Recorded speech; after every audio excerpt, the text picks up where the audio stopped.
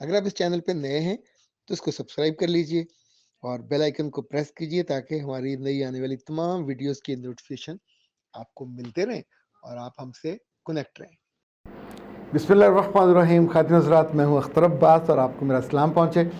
राबिया रहमान ने, बल्कि रबिया रहमान ने ताना मारा है और वो कहती हैं कि आपने क्या हर वक्त सास या नंद का जिक्र करते हैं, बहू का नाम क्यों नहीं लेते?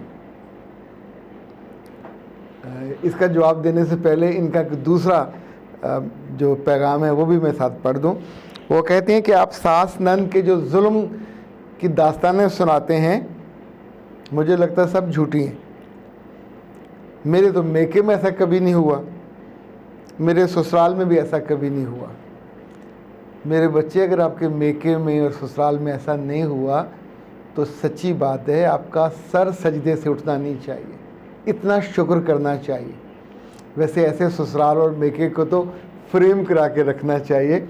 बहुत सी चीज़ें ऐसी होती हैं जो हमारे साथ नहीं बीती होती, तो क्या दुनिया में वो नहीं हो रही होती? मुझे याद है जब कई साल पहले मेरी छोटी बेटी ने पंखे में उंगली दे दी तो उसकी उंगली हड्डी टूट गई और रात का वक्त था, हम उसको लेके शेख ज़ैद में गए। हम कभी इमरजेंसी में जाने का मौका ही नहीं मिला था। अच्छा, वहाँ गए तो हालत ये थी कि लगता था आधा शहर वहाँ आया हुआ है। उस पर लगाने के लिए हमें एक लोहे की रॉड चाहिए थी, वो नहीं मिली। उसको ढूंढते हुए हम जिना हॉस्पिटल और उसके आसपास शॉप्स पे गए।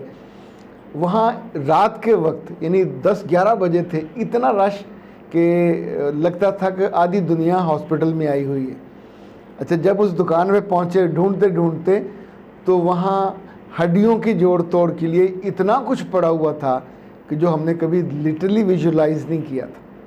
हमारे एक बहुत प्यारे दोस्त हैं डॉक्टर इंतज़ार भट्ट साहब, ये आई सर्जन हैं। कुछ अर्सा पहले ये म्यू हॉस्पिटल में जो आई सर्जन आई वार्ड है उसके सरबराह थे। तो उन्होंने हमारे कुछ दोस्तों को बुलाया वहाँ नाश्ते पे, हम सब लोग गए। उनके कमरे में नाश्ता किया, ज़ाहिर है प्रोटोकॉल, उनके स्टाफ आ रहा है जा रहा है, नाश्ता लगा हुआ है। और जब हम बाहर निकले तो पता चला इतने लोग, यानी 6-7 फ्लोर हैं उसके, और हर फ्लोर पे आंखें दिखाने वाले पेशेंट और ज़ाहिर कितने डॉक्टर, कुछ तो उन्होंने तारुफ भी करवाया था। अब वहाँ जाके क्या हम ये अंदाज़ा करें कि इतनी दुनिया की आंखें ख़राब है, पहले तो नहीं पता था। तो जो चीज़ें उनका वार्ड पहले से चल रहा था। इसी तौर पे अभी कुछ माह पहले हमारी बेगम की आंख में थोड़ी सुर्खी आई तो हम फिर उनके क्लिनिक पे गए, इत्तेफाक हॉस्पिटल में। सच्ची बात है, मेरा जो ख्याल था कि 3-4 पेशेंट होंगे, तो मैंने उनके अटेंडेंट को जाके कुछ नहीं बताया और सिंपल हमने पर्ची कटवाई। अब 2 कमरे थे भरे हुए पेशेंट से, मेरी तवक्को से ज़्यादा। तो फिर मैंने उनको असिस्टेंट से कहा कि सर को ये बस मेरा नाम बता दीजिए। तो अगले ही लम्हे हमें अंदर बुला लिया गया और ज़ाहिर जो उन्होंने उस वक्त वो पूरे अपने सर्जरी वाले मोड में थे, पेशेंट चेक कर रहे थे और उनसे गपशप भी हुई, जो ट्रीटमेंट हुई। लेकिन ये बात मैंने उनसे नहीं कही कि आपके क्लिनिक पे इतना रश देखे मुझे बहुत अच्छा लगा है, पर चीज़ें जैसा हम परसीव कर रहे हो तो वैसे नहीं होती।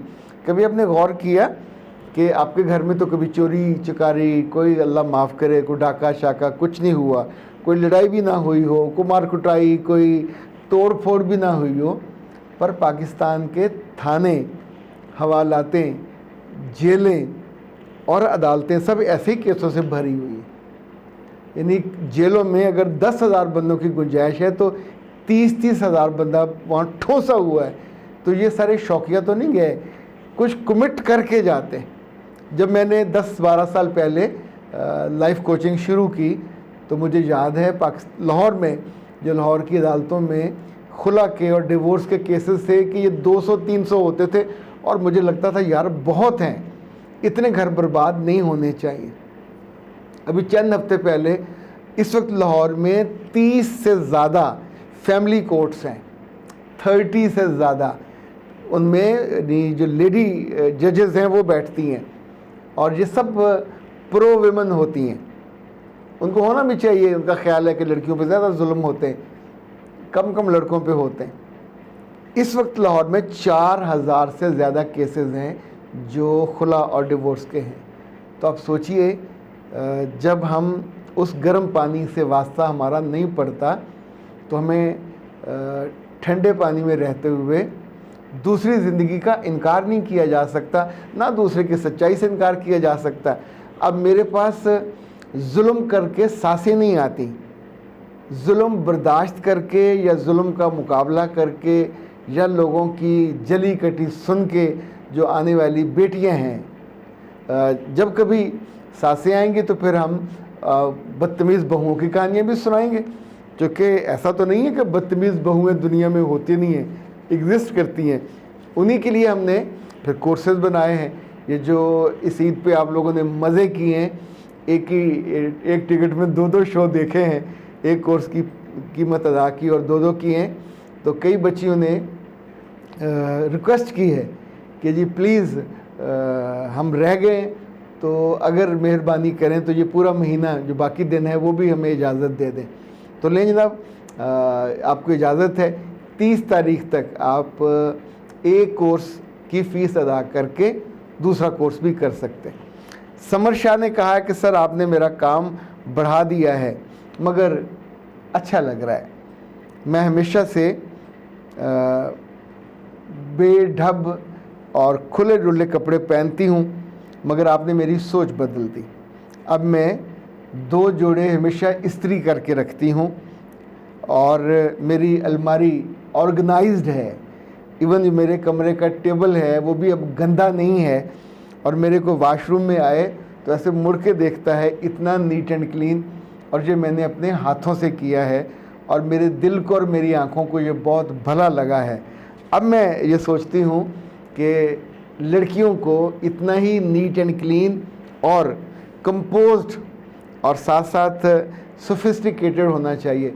मेरे बच्चे, ये सोने जैसी खूबियाँ हैं। जिस लड़की में सोफिस्टिकेशन ज़्यादा होगी, जिस लड़की में ऑर्गेनाइजेशन ज़्यादा होगी, जिस लड़की ज़्यादा होगी उसकी तारीफ़ भी ज़्यादा होगी, उससे मोहब्बत भी ज़्यादा होगी। हम किसी गंदी मंदी लड़की से थोड़ी मोहब्बत करेंगे, चाहे अपने बच्चे हों या दूसरों के हों। हमें अच्छे लगते हैं जब वो साफ़ सुथरे होते हैं, उनके कपड़े, उनकी किताबें, उनके कमरे, उनकी चीज़ें, उनके ख़यालात। और हर खूबसूरत, अच्छी और साफ़ सुथरी चीज़ की हम और आप मिलके तारीफ़ करते हैं, जो कि रब ने हम सब के मिजाज में खूबसूरती को, तवाज़ुन को बहुत जगह दी है और हमें, हमारे दिल को ये भाता है।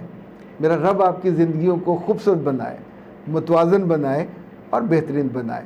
इजाज़त दीजिए। अस्सलाम वालेकुम।